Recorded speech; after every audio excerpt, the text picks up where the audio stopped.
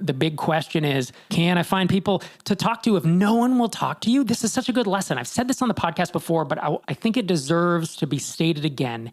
It's that if you try to validate a product before you build it and you cold call, cold email, cold DM, run ads, whatever it is you do, and no one will talk to you about this problem, how are you going to get them to talk to you once you're selling something?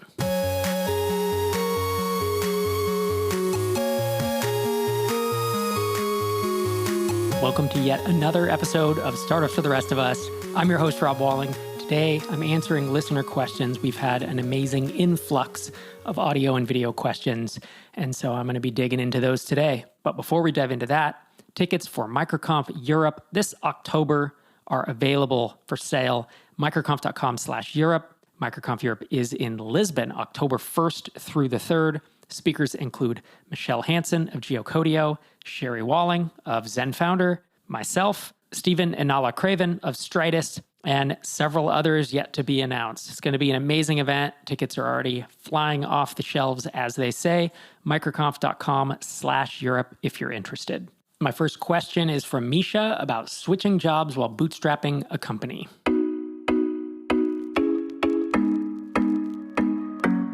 Hi, Rob.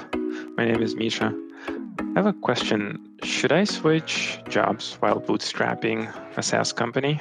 We haven't launched yet. Plan is to launch in about 2 months.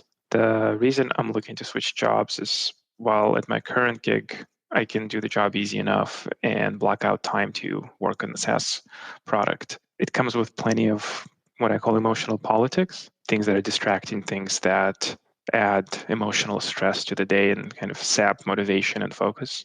The new job is more technical work, so it's a little bit less, or quite a bit less, on these emotional politics because I can focus on doing software development, basically. It also comes with a pretty significant pay increase of about 20%, and that would be helpful since we haven't launched the company yet and it's more cash I can feel like I can devote to that space. So wondering, how do you think about just bootstrapping a company knowing it's going to be a long road before you can quit your day job for this bootstrapped company, but at the same time need to provide for yourself and your family? And how do you decide which opportunities to take and when to take them? Thank you. Definitely an interesting question, and one I myself faced many times, and I'm sure a lot of bootstrap founders face as well. The way I would think about it is that if I haven't launched yet with my side project, and let's say my goal is to get to $10,000 in MRR, that even with a little bit of expenses, I can quit my day job. And maybe the ultimate goal is to get to millions in ARR, but let's just say the short-term goal is to quit the day job. If I haven't launched yet, the odds of me getting to 10K MRR in 12 months are pretty thin. It's possible if you get lucky, if everything comes together in a way that doesn't usually come together. As we see in the state of independent SaaS, just how many folks struggle to get past that initial $500 or $1,000 of MRR. Let's just say maybe on average, I'm making numbers up here, but let's say that most apps take 12 to 18 months from launch to get to 10K MRR. And if you're lucky, it's a little shorter. And if you're unlucky, it's longer or you never get there. With that in mind, I would ask myself, am I okay working at my current job with the politics, making 20% less for 12 to 18 plus months? So that's one way to frame it. The other way I think about this is, how much disruption will this have on my life and my ability to work on this side project? The good part is it sounds like you already have a job offer. So we can scratch the whole scouring job boards, looking for jobs part of the process, and just assume you're at a decision point where you already have an offer and you could just accept it. So then how many weeks or months is this going to kind of disrupt your personal life and frankly cause you to need to focus on the new job, right? To make a good first impression and to get it to where you're a trusted resource. Whenever I started a new job, I was always hustling, especially in the early days, because I wanted that first impression to be that I got done, and then people would stop bothering me. And so when I think about that, it sounds like you already have that with your current job. So how many months does it take you to get that with the new job? And I don't know what the answer is. Maybe it's 6 weeks, maybe it's 6 months. It probably depends. But that is going to probably pull time and focus away from your side project. Next question is how much? Do you think you'll still be able to do some work on your side project? I would absolutely expect so. But those are the two sides of the decision as I see it. It's how long am I willing to work at my current job, knowing that it's going to take me a long time if I ever hit 10K MRR with this project, the side project, versus how much disruption will I have in the short term? A few months, probably. I mean, if I were to guess, I'd say in 2 to 3 months, if you hustle, you can make a great impression. People kind of stop micromanaging you, and you will have that, I think, that mental bandwidth to be able to continue pushing on the side project. So that's the calculus. I know what I would do in your shoes. I don't want to make recommendations, but if I were in your shoes, I probably would switch jobs. I hated politics so much in any job that I worked at that would be the leading factor for me to want to switch up, because that alone would be a cognitive load for me if day to day I was dealing with that. And I think that would make me less happy in my personal life. And I also think it would probably negatively impact my ability to work on my side project, or what it may do is make me work more on my side project such that I could get out of it faster. But that's how I would think about it. But to each their own. It truly does depend on your prediction of how you think these things will play out and your own ability to deal with a crappy job, because in the short term, it will set you back. But in the long term, I would guess it's probably going to be a better choice. The one other thing I'll mention, it's almost a tangent, but most employers, especially hiring developers, are going to have you sign an IP assignment agreement. And in that, you will have to name any side projects that you are working on that you want to retain ownership of. And so that's something to think about. And some companies will just ban you from working on side projects. And they say, we own everything you do, even on your own computer at your house in the evening. Now, I think that's bullcrap. And I personally would never sign one of those. But find out in advance if this company has a clause like that, because then that changes the decision, obviously. Because you don't just want to say, oh, they'll never figure it out. Because that's a huge danger of you building something successful and then having someone else with a claim to own it. But if they don't have a clause like that and they just say, name the things you're working on, and maybe you need to get permission or maybe you don't, maybe they just want to know what it is that you're working on the side, then you will have to list it and the new employer will know that you're working on this thing. So that's just one other factor I would keep in mind as I thought this through. Thanks for the question, Misha. Hope that was helpful. My next question is from Anonymous, and it's about factors for an acquisition.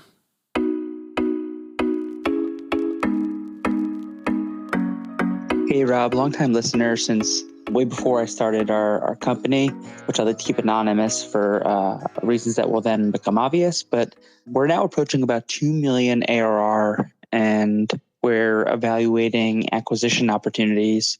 And I guess I had predominantly 2 questions. So one, we are a very small team. We're about 4 people full time. And we're trying to understand when we can get a realistic valuation on Revenu versus SDE. We've been optimizing for SDE for a long time, and we're just unsure when we can sort of pivot to the Revenu valuation multiple. And the second was, I'd love to know how you thought about an earnout in terms of when you were evaluating offers for Drip. So obviously, each year, but I don't think that's sufficient because there's a huge premium we place on our freedom and our ability to not be an employee. And I just don't see that talked about very much in terms of how people actually value that. And I'd love to hear about your thought process in terms of how you were evaluating opportunities and interest for Drip. Anonymous cut out there for just a couple seconds in the middle. I think we get the gist of the 2 questions he's asking. The first question is, small team, 2 million ARR.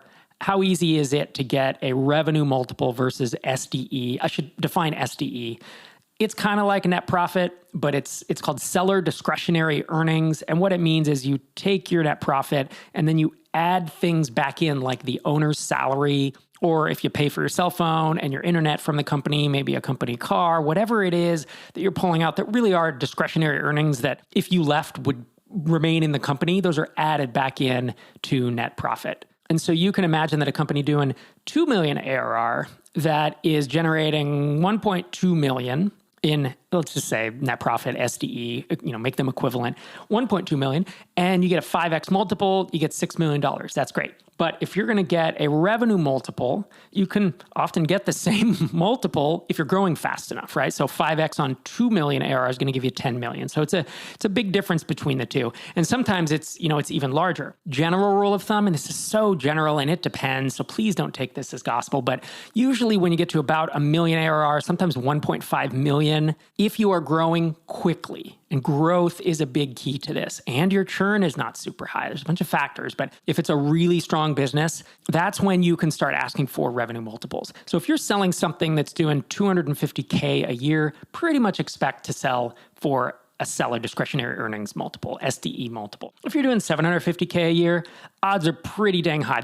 I've seen some exceptions. I saw someone doing $75K a year get $750,000 in cash for their company. It happens, but it's not the norm, right? So you think about it as a bell curve where in the center is the likelihood or the frequency that it happens. And then as you go out, there are these outlier multiples, right? To the left, it's low multiples, and to the right, it's high multiples. And it just depends on how desperate someone is to acquire your tech or your company. And are there any equivalent replacements on the market that they can acquire? Because if you've built something truly unique or you're way ahead of everyone else, you've built an amazing team, whatever it is, that can be a huge factor in jacking that multiple up if they can't find an equivalent replacement to buy. So all that said, the biggest factor is growth, right? And if you're growing 100% year over year at 2 million ARR, I don't see why you wouldn't be able to get a revenue multiple. Now, I don't write any rules. It's a market.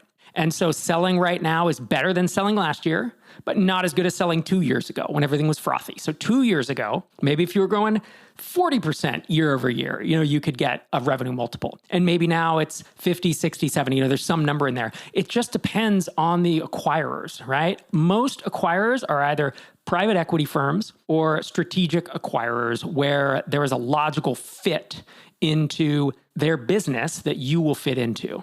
And so if you are growing quickly and you have relatively low churn, so there's a path to keep growing, and you're in a space where there are PE buyers or strategic buyers, then that's where it starts to make sense. And that's where you contact, a sell-side SaaS broker like Discretion Capital. It's run by my good friend and TinySeed co-founder, Einar Volset. And that's where they help folks who, once they get into that single-digit or double-digit million ARR, they can run a process and they know all the big players, the private equity players, the strategics, and they put together it's a whole process. It's months worth of work, and it's something that they do very well. And that's how you get top dollar for something like this. It doesn't just happen by accident. The reason you run this process is to get multiple buyers. If you've read the book, The Art of Selling Your Business by John Warlow, it's very good. And it talks about the way you get maximum bids, the way you get maximum sale price is by having multiple buyers. And the best way to do that is to run this process. And the best way to run a process is not to do it on your own because you don't know how to do it, right? I remember thinking I was going to run my own process, and I think that's a terrible way to go. I think you will always leave money on the table when you go that route. With that said, if you've optimized for profit, which it sounds like you have, it can be really difficult to make that pivot because you've kept the team super small and you probably have sacrificed growth for profitability. And I've talked about this many times on this show, where in the short term, it can be easy to say, oh, look how profitable we are. We're a $500,000 business that threw off $400,000 for the founder. That's amazing. But if you could instead grow twice as fast, you can sell that thing for 10 times more than if you're milking it for cash, right? Private equity and strategic acquirers, they don't care very much at all about profitability. Now, if you're losing buckets of money, of course, but if you're running at break even and you're doubling every year and you're in the millions, people will take a look. You will have buyers champing at the bit. So it can be difficult to make that pivot because if you're growing at 20% a year and you're super profitable, it seems like you've built a great business. You've built a great lifestyle business, even at $2 million a year. And I'm not saying no one will buy you for a revenue multiple, but it's definitely more challenging. It's a lot to say on this topic. I should probably get Einar Volset back on the podcast and we can talk this through because it's a super interesting question. Second part of his question was about thinking of earnouts, meaning you're going to work at the acquirer for a year, 2 years, 3 years, whatever. And you get part of the purchase price up front, and then you get these progress payments that may happen after 1, 2, and 3 years. So general rule of thumb is if you're going to sell for many millions of dollars, if you go to say Facebook or Google or a huge brand name company, big tech, pretty much 3-year earnout is standard. There are exceptions, but usually it's 3 years. With smaller, I'll say no-name tech companies, the ones that we've heard of, but maybe are not mentioned in the New York Times, right? Or people are not frequently protesting them in the Silicon Valley. Those usually ballpark about 2-year earnout. But have I seen folks sell a company and walk away within weeks of closing? I have. Once again, think of the bell curve. How often does that happen? Not very often. And I have seen folks negotiate earnouts lower down to 12 months, 18 months, not with big tech, but with these smaller PE acquirers and other things, especially if you have a team in place. And that's another thing. A lot of us founders think, I'm going to keep the team small because it makes it easy. That's great, but then everything relies on you. So your earnout's going to be longer if you don't have a team in place to do things. If you're still making the product decisions, or you're still writing code, or you're still involved in the day-to-day of that business,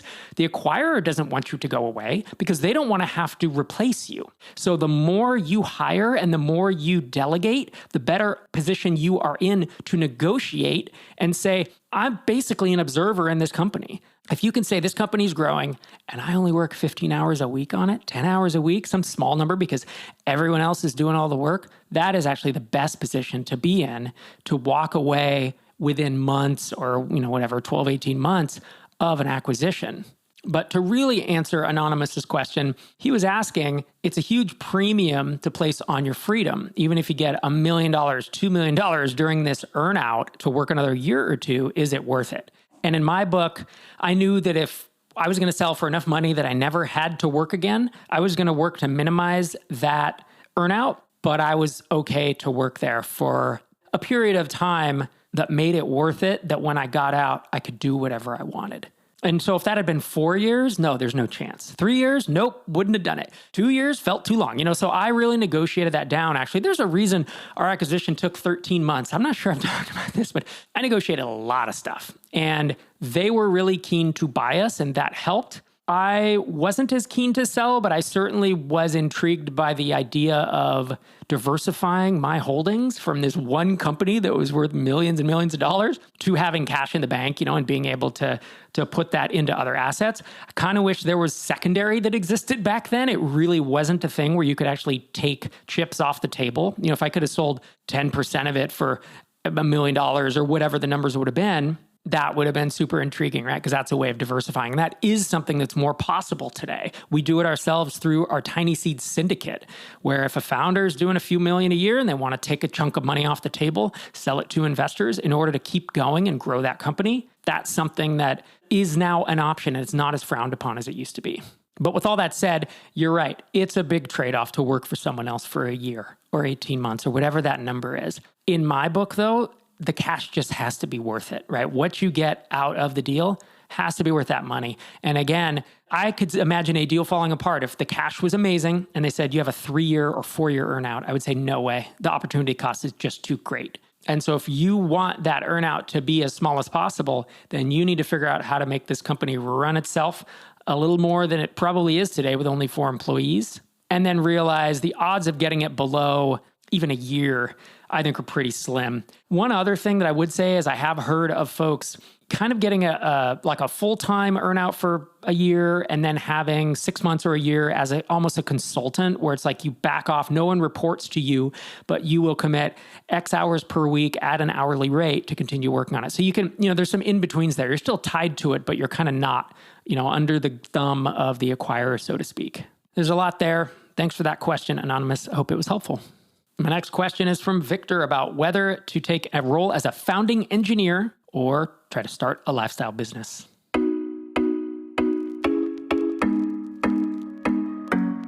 Hi Rob, I'm Victor. I'm a JavaScript full stack developer, and I'm not sure what to do with my career. So I have an offer to be a founding engineer on an Agile-backed or VC-backed startup, and that would lead me to perhaps a more corporate job or a role as a founding engineer, corporate engineering, managing people, and perhaps sacrificing time for money. So I'm not sure that's what I really want to. I learned to code to have a lifestyle business.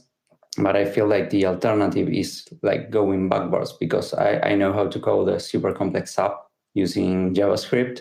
But if I opt to perhaps become a Shopify developer or a WordPress developer and then leverage that experience to build an app with that for my customers, I would be doing things that I think of super simple. So the question is, what should I do? Should I kind of go backwards and build for people that then I can upsell a plugin to, or should I go for the more conventional or perhaps conventional startups career where I become part of a founding team and then in the future perhaps found my own company or become a CTO of that company? Thank you for the space. It's a good question, Victor. I think there's a bit about risk versus reward here, but there's also a bit about freedom in this decision. I guess I want to start by commenting on one thing you said. You said, I feel like the alternative is going backwards because I know how to code super complex apps using JavaScript. But if I opt to become a Shopify developer, WordPress developer, then leverage that experience, I'll be building super simple things. That would carry absolutely zero weight in my decision personally. If I'm going to try to start a business, I don't care about the technology. Are you building it for fun and for the challenge? Because if you are, go work on an open source project, maybe start your own. Go do fun hobby projects, screw around with AI and crypto and Python sentiment analysis APIs. Just have fun. Go do it. But if you want to make money from something, then know that you're going to have to do away with your technical preferences. And there's a decent chance you're going to build stuff that's going to be too simple for you. Or you acquire something and it has a shitty code base that you don't want to work on. I've done both of those things. It didn't matter because my goal was to get to the point where I could quit my day job. And if that's the goal, then you have to make that the number one goal, in my opinion, to get there in any time frame that makes sense. And look, I know I talk a lot about the stair-step approach and building Shopify apps or WordPress plugins. You don't have to do that either. There are all types of routes you can go. You could just try to build that standalone SaaS app. It's going to be harder. But if you want to build something complicated, you can go try to do that. For me, the calculus I put into it is if I'm going to be a founding engineer at a company, and this means there are founders, 2 or 3 founders, and they have the bulk of the equity. And then as a founding engineer, you're probably one of the first 1, 2, or 3 engineers.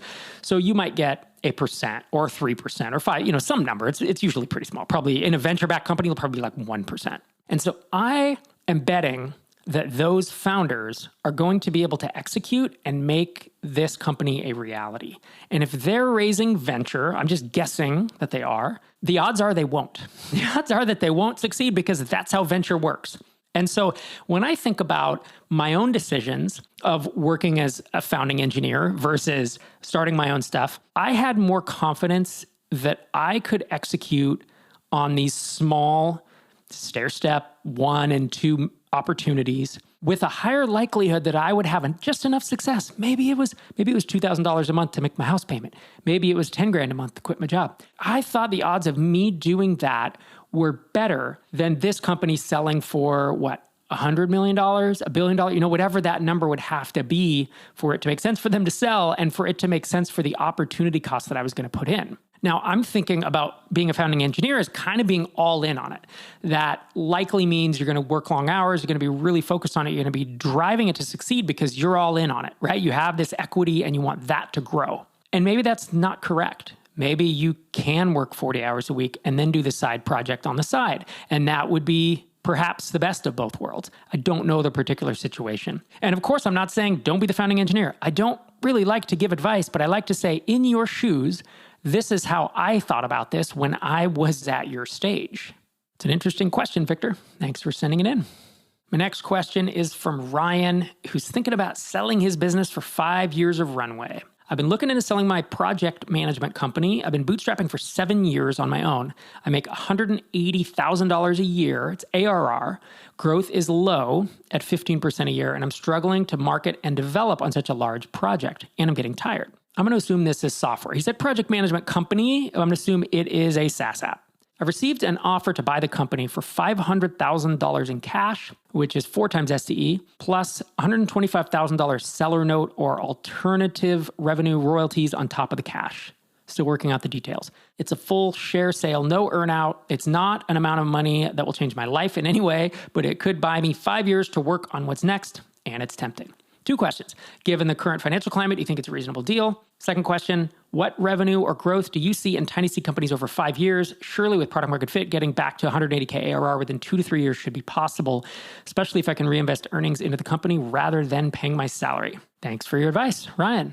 Sorry it took me so long to get to this one, Ryan. The text questions, they do fall to the bottom of the stack. I wanted to get this one in. It's a few months old, even though there are still more audio and video questions. So my opinion is current financial climate, do I think it's a reasonable deal? It doesn't sound terrible to me.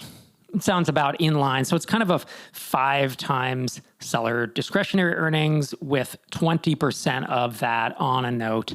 Yes, the market is what, 4 to 6-ish SDE? You know, again, you can get 3 if you're 2.7 if your app is declining, and you can get 7 if it's in a super hot space and growing rate. You know, there's all these numbers, but like 4 to 6, I think, is a typical range, 5 to 7 in that range. So to get 5 for this when it's not growing super fast and you're kind of tired of it, I can't give you advice. But in your shoes, I would probably personally cash it out. I love the idea of having that money in the bank to be able to just focus on something else full time that I have a ton of motivation to work on.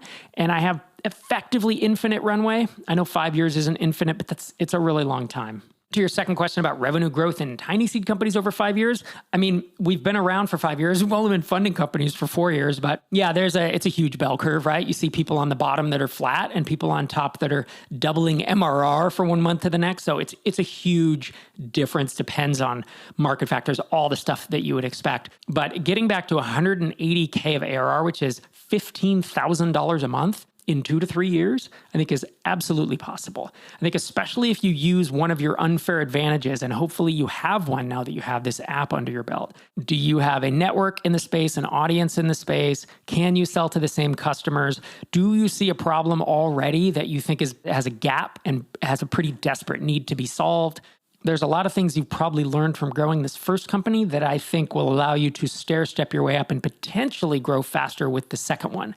Now, there's also the danger of you always forget how hard it is in the early days. And I've said this, I remember I said this on Twitter and Heaton Shaw responded like absolutely every time, you know, and he's on like his 4th or 5th product. And you just forget that the first like 12 months, you think you're going to get there faster because you know what you're doing and you have the money and you have the focus and you should be able to get there faster and you don't, right? It's super frustrating. Trying to find product market fit is the huge question mark because you might find it in 3 months and you might find it in 18 months. And that's the biggest difference is as you build something people want and are willing to pay for, it's like how quickly can you get there? And without knowing your individual skill set and the market you're going after, it's really hard to guess how long that will take. But if you were to come to me and say, I'm an experienced entrepreneur, I have $500,000 in the bank, I have years of runway, do you think I can get to $15,000 of MRR? I would probably bet on yes.